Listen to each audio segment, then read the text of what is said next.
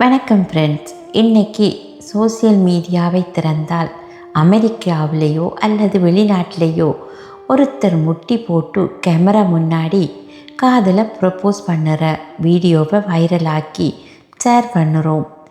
இதை பார்த்துட்டு நம்ம ஊர் பசங்களும் பொண்ணுகளும் நாமும் இப்படித்தான் இருக்கணும்னு நினைக்கிறாங்க. ஆனால் அந்த புகழுக்கு பின்னாடி அந்த உறவு எவ்வளவு காலம் நிலைச்சு நிற்கும்னு யாராவது யோசிச்சிருக்கிறீர்களா? இன்று குடும்பங்கள் ஏன் சீரழிகிறது? இதுவும் ஓர் காரணம். வெளிநாட்டு கலாச்சாரமும் நம்ம யதார்த்தமும். வெளிநாடுகளில் டேட்டிங் கலாச்சாரம் வேற, நம்ம ஊர் திருமண கலாச்சாரம் வேற. அங்கே தனிப்பட்ட சுதந்திரம் அதிகம். ஆனால் அந்த பகட்டுக்காக செய்கிற ப்ரப்போஸ் இங்கே வந்து வாழ்க்கையில் ஈகோவாக மாறுது.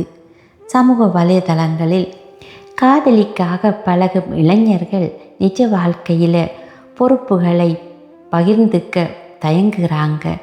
கேமரா முன்னாடி உன்னை காதலிக்கிறேன்னு சொல்கிறதை விட உன் கஷ்டத்தில் நான் கூட இருக்கிறேன்னு சொல்கிறது தான் உண்மையான காதல். கஷ்டம் வரும்போது எங்கே போகிறது காதல்? கணவன் கஷ்டப்பட்டு வேலை செஞ்சுட்டு வீட்டுக்கு வாரான்.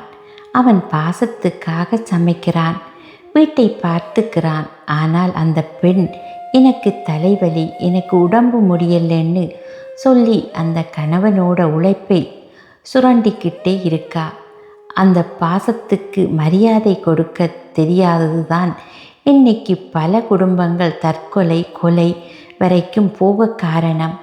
ஒரு மனுஷன் மேலே அன்பு இருந்தால் அவனோட பாரத்தை நீங்கள் ஏன் குறைக்கக்கூடாது? கள்ள உறவு ஏன் இந்த வீழ்ச்சி? துரோகங்கிறது இன்னைக்கு ரொம்ப சாதாரணமாகி போச்சு. எனக்கு பிடிச்ச வாழ்க்கை கிடைக்கல என்று சொல்லி கள்ள உறவுக்கு போகிறவங்க அந்த இடத்துல தற்காலிக சந்தோஷத்தை தான் தேடுகிறாங்க. ஆனால் ஒரு உறவை உடைக்கும் போது அங்கு ஒரு குடும்பமே அழியுது.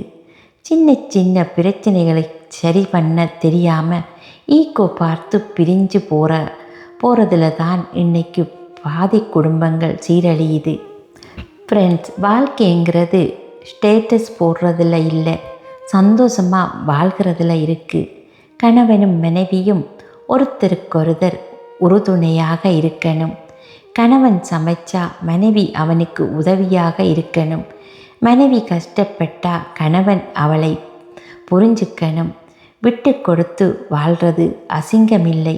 அதுதான் ஒரு அழகான குடும்பத்துக்கான அடையாளம். கடைசியாக ஒன்று சொல்கிறேன்.